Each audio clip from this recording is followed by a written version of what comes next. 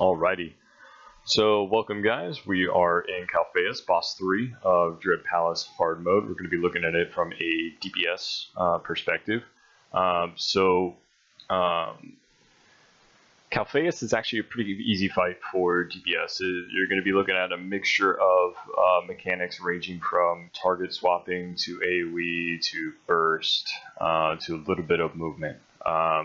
But in general, it's a fairly easy fight. You just got to know where to be standing, what to be shooting at, and that's pretty much it. There's a ton of mechanics in this fight that you actually really don't have to worry about. So I'm not going to go over anything like seed planting or anything like that, because that's mostly tanks and healers and maybe some DPS that, you know, should already know what they're going to be doing, and that's fine. I'm not going to go over that. What I'm going to be looking at is how to optimize your DPS in this particular fight. Now, unfortunately, I only have footage from me going left and then right. So we'll be looking at phase 1 left and phase 2 right, which is fine. Phase 1 right and phase 2 left, you know, aren't all that hard. So I might make a video about those later, but that's okay. We'll go into this, and I'll talk about the interlude phase right here, which is when Calphayus first jumps down. One of the DPS needs to be standing out. You'll see on the minimap, can't see him on the screen, but in the minimap we got somebody standing right over there. That is to take the red circle. Now, if you see a red circle on the group, get out of there immediately, especially if it's you, because you'll kill the tank. It happens sometimes, and it's best to be prepared for that. It's not intentional. I think it's a bug, but if it does happen, you want to make sure you get out of there as quickly as possible. It results in a wipe like 90% of the time, but if somebody can react quick enough, you can actually salvage the pull. So always be prepared that you might get a red circle here. It doesn't happen often, but just be prepared. In general, this is just burning them to like 85%. That's pretty much it. As before, we have a gargantuan amount of DPS, so some of these mechanics might be a little bit different than you'll actually see in practice because of how much DPS we have in this group. You can see we're in and then we're out. We're already into the next phase. So head to my circle, update your position by jumping. Always good ideas. Yeah, I would get into the habit of it for nightmare mode, because it's like 4 or 5 seconds or something in nightmare mode to actually get your position. Now for going left in phase 1, this is a little bit of an AoE kind of thing. Right off the bat, you just, you know, slap in Calphayus and that's fine. Then a seed of knowledge spawns, which is right here. Healers have to keep it alive, don't worry about it. But your job is to keep it alive by killing everything attacking it. Now this is just AoE fluff. It's really just all it is. They're weak enemies, they spawn 3 at a time, and then a single comes along, then another 3 spawn, then another 3 spawn, and it's really just managing your AoE and single target between Calphayus and the ads. Now, if the tank is good, he'll drag him to the ads, which he's doing right here. Now, as you can see, I'll back up a little bit. I knew they were about to spawn, so I precasted the right here orbital strike, and then I started dot spreading on everything, and then suppressive fire. Suppressive fire is a huge source of damage. If you're playing any other class, you want to be using your spammable AoE on these guys. Now this guy right here puts a little dot and then he disappears.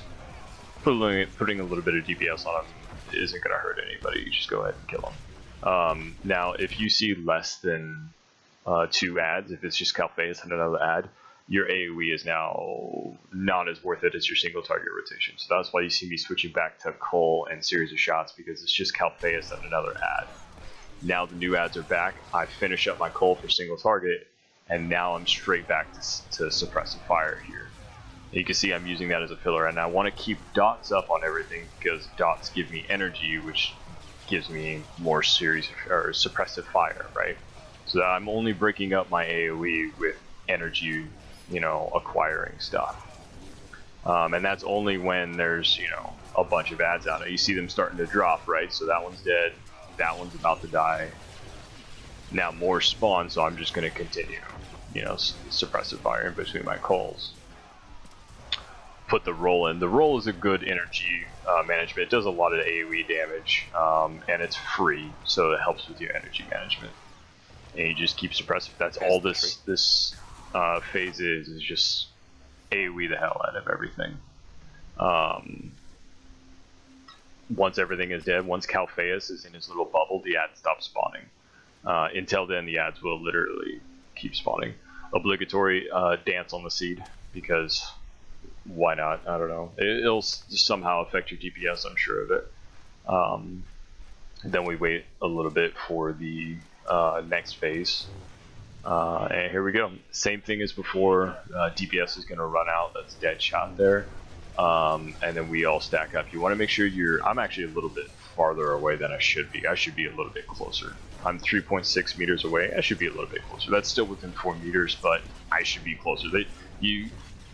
You can be as close as you want, but ideally you want to be 0 meters. You just don't want to be staying in front of them. That's it. That's all it is. Just stand as close as you can without standing in front of them. So that could have been a mistake on my part. So as always, in hard mode, you swap phases, otherwise you die. Jump to update your positioning, get into that habit. You can attack Calphayus if you want, there's no point. So for this particular phase, it's kind of annoying. It's definitely a loss in DPS, so there's not much fluffing you can do here, but basically all you really do is just attack Calphayus, and he'll periodically jump to crystals. Now remember, this is phase 2 right, so phase 2 left experiences something completely different, where they actually get tons of DPS. Now, right here, when he smashes the crystal, he gets this thing called Dark Empowerment. This is really where you want to maximize your DPS, because you have, while he's channeling Dark Empowerment, he has a huge damage reduction buff. As you can see, my Cole's doing 264 damage. That's nothing, you know, when it normally does, you know, 2,000 to 3,000, right? So he's only taking like 10% damage of what he's supposed to be taking. You maybe hurry up. So what you do during this phase, and we're expecting it to actually go down like a lot faster than this, so we're kind of screwing this up. But what you want to do is actually lay down your dots, lay down your precasting, stuff like that. If the other group is calling out when the crystal dies, even better, because if they say the crystal's at 20%, that's when you want to start precasting and stuff like that, because it's about to die. Now you unload, right? So you wait for your Cole, you wait for your ambush, whatever heavy hitting hard attacks, you want to save them for when he's down and out for the count. Now, here's a little bit of a survivability tip, because obviously you can't do DPS when you're dead, right? Calphayus Leap does a retarded amount of damage. It's like 50k, 70k, something like that. I don't know. It could potentially one-shot you. At least that was the case back in like the 2.0 cycle. If you happen to get aggro, which can happen because he's down on the ground, if the tank isn't, you know, doing his job, you could potentially get aggro when he's down on the ground. If you get aggro and he jumps to you because you're not standing in melee range, which, I mean, why would you be if you're not melee? He could potentially one-shot you. So it's a good idea to actually stand in melee range, even if you're ranged, you know, like me and Deadshot are doing right now. Because if we do get aggro, he doesn't just jump to us and one-shot us. So right here, this is when we do all of our damage, just standard single target. Then he jumps, channels empowerment, and now we're not doing any damage to him.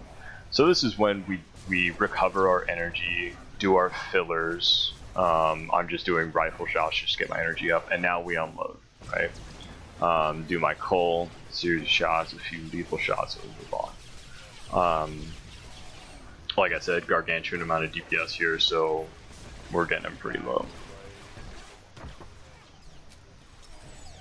A crit from a takedown only did like 1k, which is pretty awesome.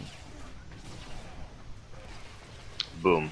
So that was really good timing on my part, if I do say so myself. So as soon as he went down, do that Cole right away, which is good time. That's what you're looking for. You want to time your dots and your precasting to where you can get it down as soon as he goes down. So again, I'm standing a little bit too far away. You don't really want to be the one standing outside the group, because you're generally going to be the one that screws it up if that happens.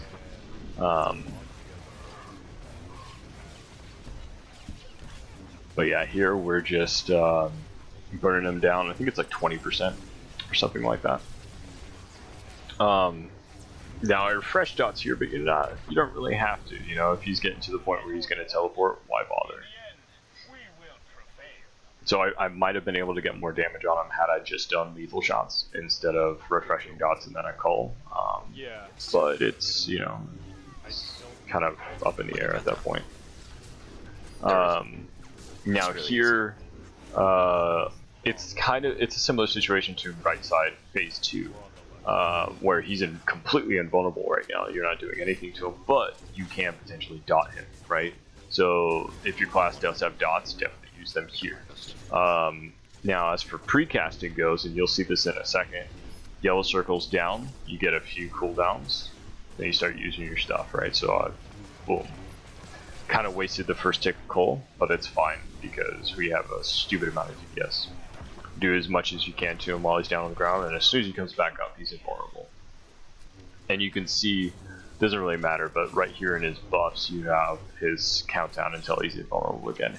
And again, it doesn't really matter because, you know, it's not like you have any other target here, you're not losing any DPS, so.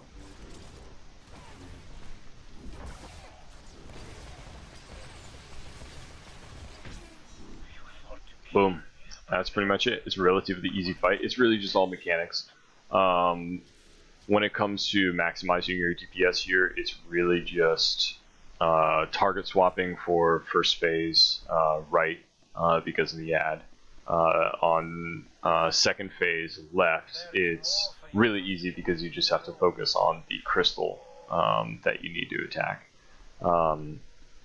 So the sides that I chose to do for this particular one are not very DPS intensive, but the ones if you start on the right side, it is a little bit more DPS intensive. You kind of want a little bit more burst damage for those. So we'll be moving on to Raptors now, so definitely leave some critiques down in the comments if you have any. I am not a very good player, so feel free to comment on anything I could improve on, and if this helped you, awesome. I've done it a million times, so it's pretty much second nature to me at this point, so have fun, guys.